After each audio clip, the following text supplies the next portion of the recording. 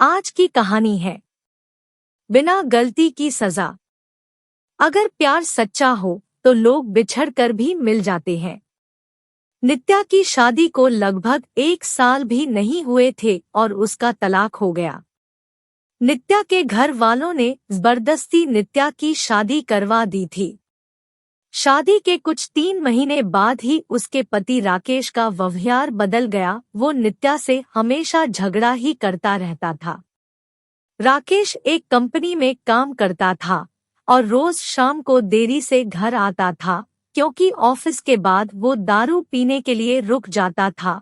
घर आकर वो नित्या से हर छोटी छोटी बात पर बहस करता था, उस खरी खोटी सुनता था। वो नित्या को ये भी बोल देता था कि चली जा तू यहाँ से, मुझे तेरी कोई जरूरत नहीं है, बहुत मिल जाएंगी तेरी जैसी। नित्या उसका ये व्यवहार चुपचाप सहन कर रही थी। उसने अपने घर पर भी इसके बारे में कुछ नहीं बताया था।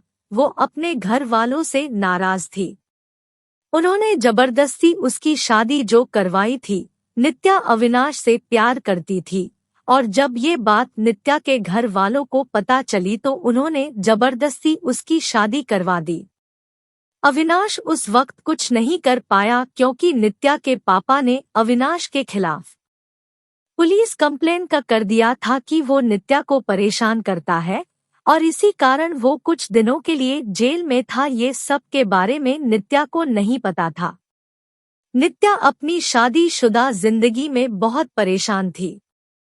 कुछ महीने ऐसा ही चलता रहा। राकेश थोड़ा भी नहीं बदला था। फिर नित्या ने सोचा कि अब वो और उस रिश्ते में नहीं रह सकती और उसने राकेश से तलाक लेना का फैसला कर लिया और फिर उनका तलाक हो गया। तलाक के बाद नित्या ने अपने मम्मी पापा को सब कुछ बता दिया और उन्होंने नित्या को बहुत डांटा कि क्या हो गया था ऐसा कि तलाक ले लिया, अब क्या करेगी, कहाँ जाएगी, कौन करेगा इससे शादी। ये सब सुनकर नित्या ने उनके साथ रहने से इनकार कर दिया।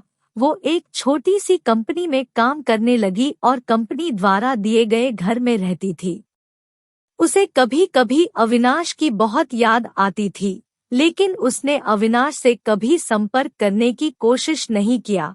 वो सोचती थी कि अब उसे किसी पर बोझ नहीं बनना। वो अपने पैरों पर खड़ा होना चाहती थी। वो अपना पूरा समय अपने काम को देती थी। उसका काम इतना अच्छा था कि 4 महीनों में ही उसका प्रमोशन हो गया और वो अपने डिपार्टमेंट की हेड बन गई। प्रमोशन के 1 महीने बाद उसे उसकी कंपनी के तरफ से एक मीटिंग अटेंड करने के लिए विदेश जाने का अवसर मिला। नित्या अपने काम में बहुत तरक्की कर रही थी।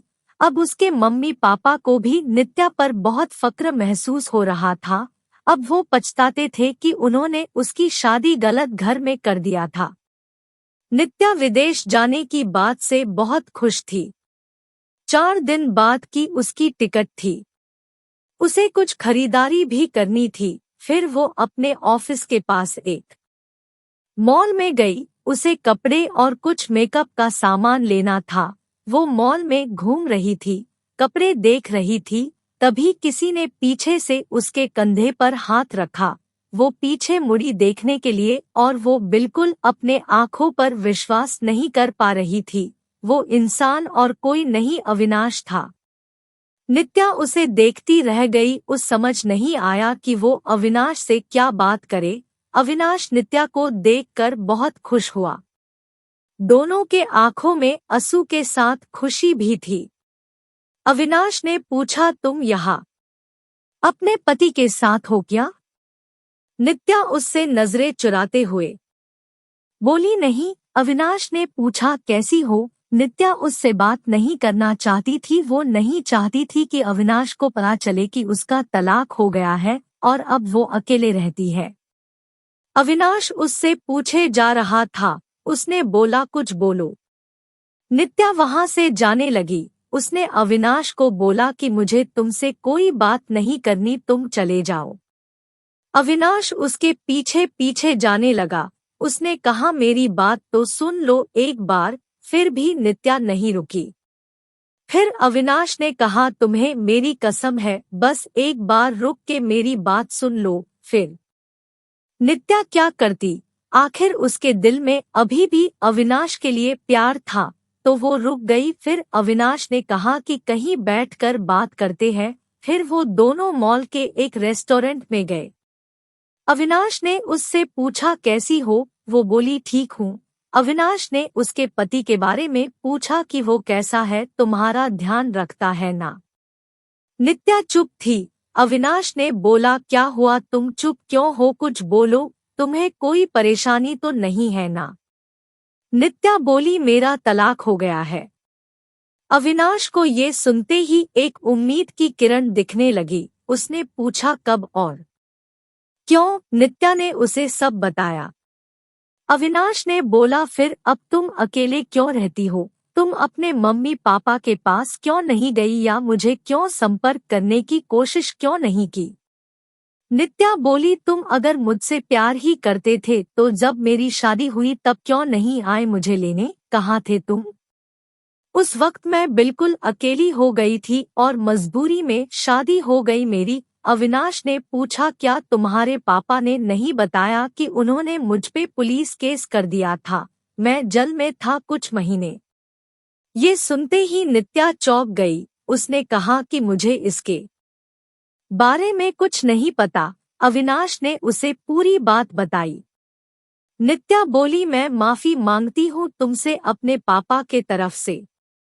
अविनाश ने कहा, अब वो बात को जाने दो, मैं भूल चुका हूँ वो सब। अभी की बात करो। अविनाश ने बिना देर किए उसने पूछ लिया, क्या अब तुम मुझसे शादी करोगी? नित्या बोली, क्या तुमने अभी तक शादी नहीं की? अविनाश ने कहा, नहीं, मैं अभी अपने कैरियर पे ध्यान दे रहा हूँ और यह कुछ काम से ही आया था। अब बोलो, शादी करोगी मुझसे? नित्या बोली, अभी 2 दिन में मैं अपने कंपनी के तरफ से विदेश जा रही हूँ, एक मीटिंग के लिए। उधर से लौटकर इसके बारे में बात करते हैं।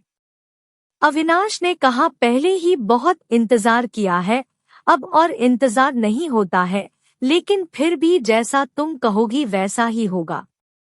दोनों ने अपना फोन नंबर दिया एक दूसरे को और घर गए। अविनाश उसे रोज फोन करके उसका हाल चाल पूछता रहता था।